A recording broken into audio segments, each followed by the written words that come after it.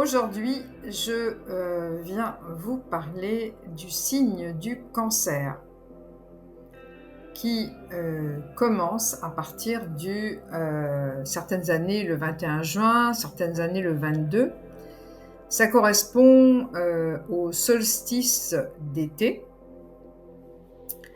Le 21 juin, c'est souvent le jour où c'est la fête de la musique, mais ça correspond également dans les civilisations occidentales à ce qu'on appelle la Saint-Jean, c'est-à-dire on fête les moissons, on fête l'été, on fête ce moment extraordinaire de soleil, de lumière et de récolte. Et pourtant, le signe qui commence l'été n'est pas forcément un signe flamboyant. Le signe du cancer, eh bien, c'est un signe d'eau, très émotif, mais farouchement protecteur envers soi et envers les autres. Le cancer porte l'énergie la plus maternelle de tous les signes du zodiaque. On voit bien d'ailleurs le symbole de ce signe qui est un crabe avec une solide carapace, et on imagine ce crabe qui fait des allers-retours à la mer avant de se retirer, et qui fait des allers-retours plutôt sur la plage avant de se retirer. C'est ce que fait aussi le cancer.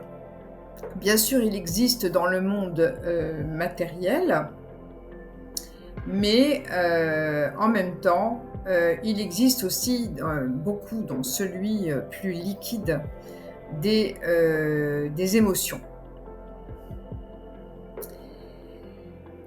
Alors, la carapace protectrice du cancer cache une âme profondément sensible, sentimentale et habitée par les émotions qui se refusent, qui n'aime pas montrer sa vulnérabilité face au monde.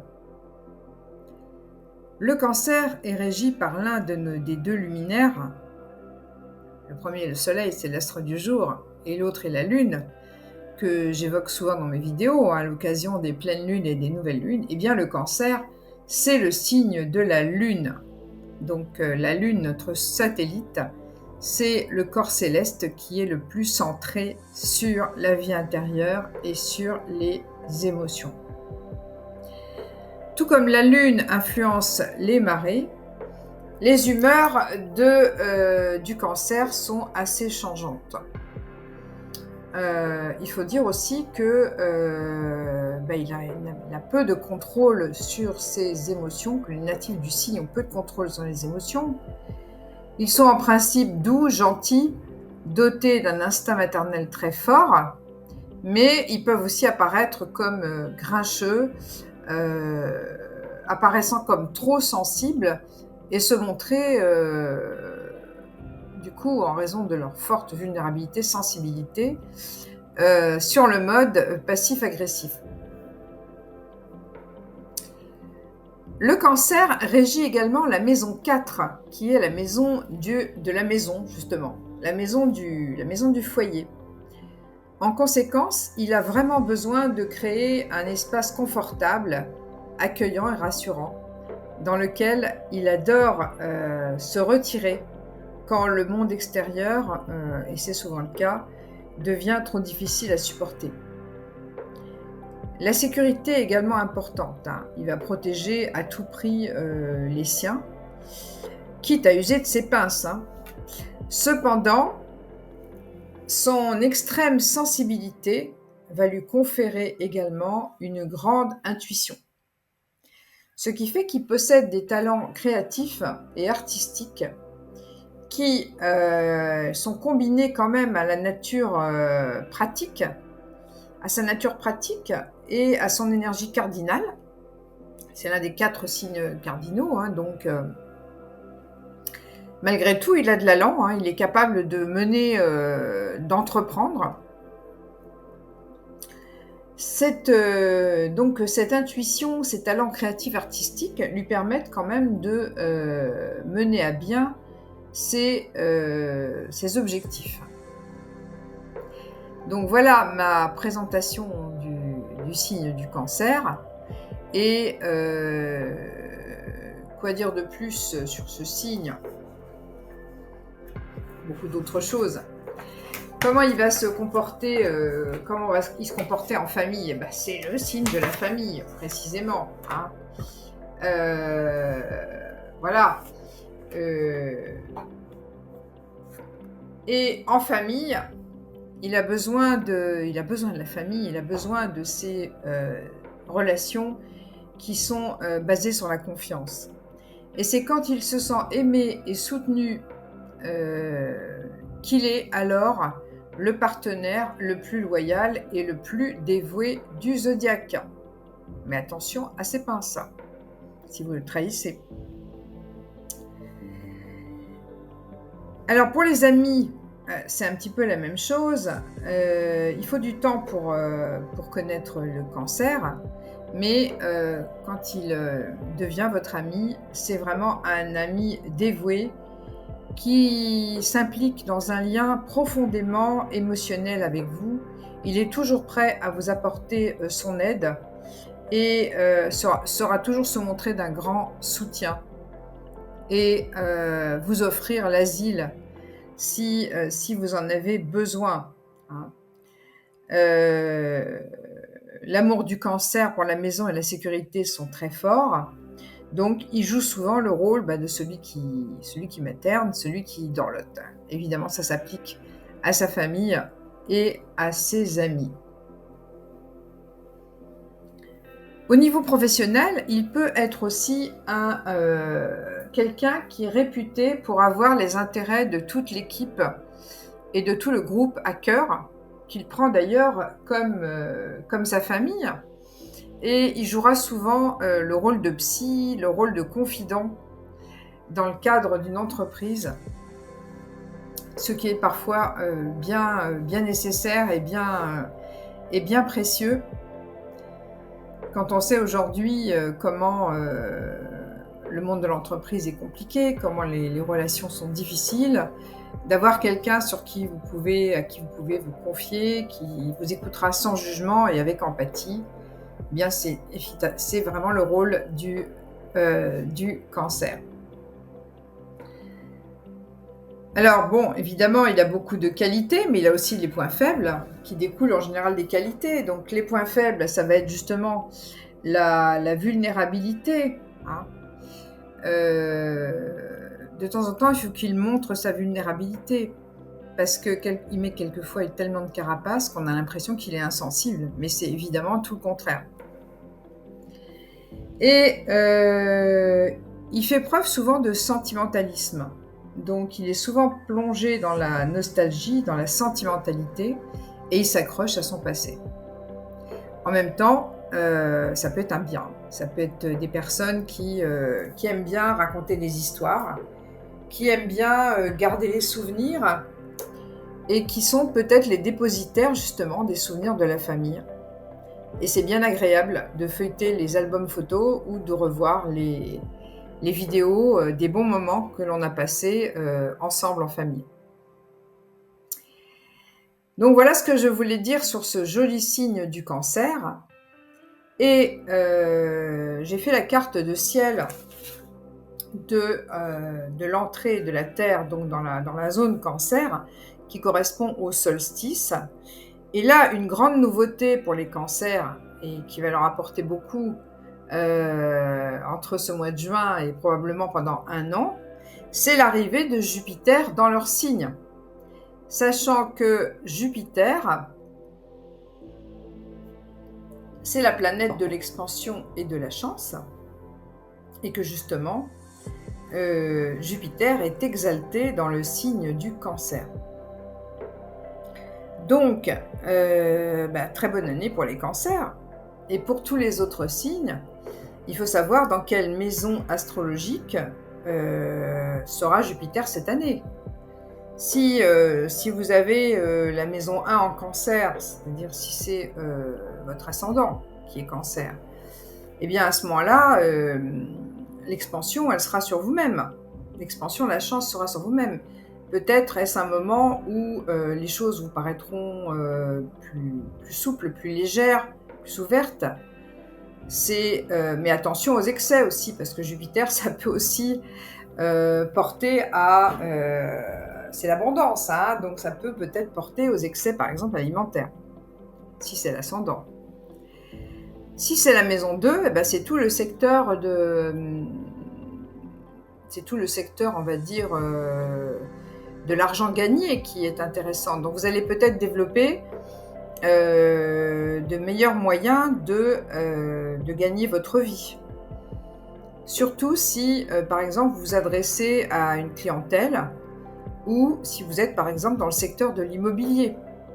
Puisque la maison 2, c'est l'immobilier et le cancer, c'est aussi, comme je le disais, le signe de la maison. Si c'est la maison 3, eh bien, je gagerais que, précisément, vous allez développer la communication, le rapprochement peut-être entre frères et sœurs, le rapprochement entre voisins dans votre entourage. Voilà ce que peut apporter Jupiter en cancer en maison 3. Si c'est la maison 4, eh bien, c'est le secteur de la famille, c'est le secteur de votre stabilité, de comment vous êtes installé.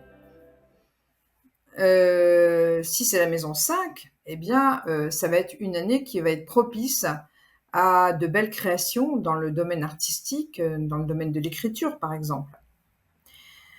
Si c'est la maison 6, eh bien, c'est tout simplement, c'est peut-être un bon moment pour développer une offre de service ou une clientèle. Ou alors, aussi pour trouver de meilleurs moyens de soins pour votre santé. Si c'est la maison 7, eh bien là, ce sera la bonne année pour concrétiser une relation. De bonnes chances pour que ce soit une relation ouverte et agréable.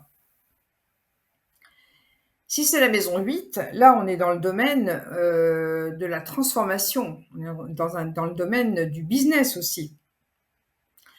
Donc, ça peut être une bonne année pour bien utiliser vos investissements, investir de l'argent dans les affaires, par exemple. Si c'est la maison 9, eh bien, ça va être une bonne année pour les voyages. Tous les voyages, que ce soit les voyages où vous déplacez physiquement, ou alors les voyages de l'esprit. Tout ce qui concerne la philosophie, l'apprentissage, l'astrologie, d'ailleurs aussi.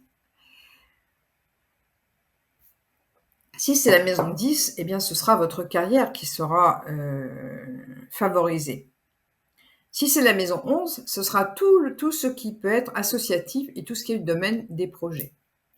Et enfin, si c'est la maison 12, eh bien, c'est peut-être le moment, d'une façon agréable, de vous retirer un petit peu dans la solitude, de faire de la méditation. Ou alors, la maison 12, c'est aussi la maison des hôpitaux, c'est la maison des lieux fermés. Peut-être que vous aurez aussi de bonnes nouvelles concernant une maladie grave, une maladie, ou alors une maladie longue ou chronique. Et vous aurez peut-être des nouveaux moyens de guérison ou une ouverture si cette maladie vous empêchait d'aller à l'extérieur. Donc voilà, j'ai un petit peu fait un tour rapide de ce que peut vous apporter Jupiter suivant la maison dans laquelle vous avez le signe du cancer. Mais je peux ajouter aussi que ce solstice-là du 22 juin 2025 a de très jolis aspects puisque la Lune sera exaltée en Taureau. Donc, le Taureau, c'est un signe de terre qui est très complémentaire au Cancer, qui est un signe d'eau. Et on aura Mars qui va quitter le Lion pour aller en Vierge, qui est également un signe de terre. Donc, c'est vraiment le bon moment pour poser des actions concrètes, des actions organisées, des actions constructives avec la Lune en Taureau. Tout ce que vous pourrez faire qui est en lien avec votre famille, qui est en lien avec votre maison, ou qui est en lien avec la terre, sera favorisé à partir de ce moment-là. Ce qui peut un peu contrarier les choses, j'en ai parlé dans ma précédente vidéo à propos de la pleine lune, du 11, juin. Ce qui peut un petit peu contrarier les choses, c'est, Saturne qui se trouve en Bélier. Mais le Saturne, il n'est pas vraiment à sa place en Bélier, comme je l'indiquais auparavant, hein. Mais en même temps, ça peut être le moyen de, d'avoir une stratégie d'action. Parce que, le Bélier, c'est l'action, hein, et on a vu que Mars était en Vierge au moment du solstice, hein, donc dans un signe de terre. C'est peut-être le moyen avec, Saturne en Bélier, qui va peut-être un peu contrarier Jupiter, de, d'essayer de trouver un compromis entre le désir, on va dire, d'expansion, le désir de voilà, d'ouverture, d'expansion, l'optimisme qu'il peut y avoir avec Jupiter et la nécessité donc de freiner un peu son action, qu'elle soit un peu trop brutale, de freiner son action pour avoir une action plus réfléchie et plus organisée et donc avec des effets à plus long terme. Donc voilà ce que je voulais vous dire sur le signe du Cancer et particulièrement sur l'entrée de Jupiter à partir de juin 2025 jusqu'à juin 2026 dans le signe du Cancer. Donc j'espère que vous aurez bien profité de cette vidéo. N'oubliez pas de laisser un commentaire, un like, de vous abonner à ma chaîne et sachez que j'ai le projet d'organiser un cours d'astrologie créatrice en ligne dont je vous parlerai prochainement. D'ici là, si vous souhaitez toute consultation personnelle, je vous recommande de consulter mon site www.astéoris.fr, ma page Facebook Astéoris, ainsi que mon compte Malka Desblés, mon compte Instagram et bien sûr la chaîne YouTube sur laquelle je suis actuellement. Donc, bel été et bon passage de Jupiter dans le signe du Cancer. Vidéo.